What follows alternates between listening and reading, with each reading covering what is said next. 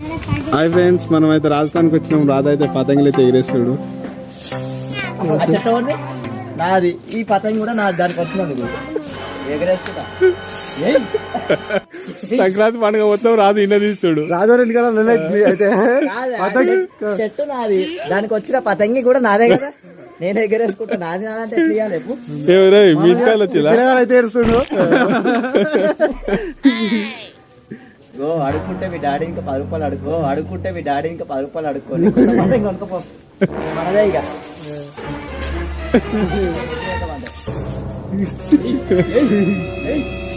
ఇంకా ఎగిరేస్తుంది రాజు.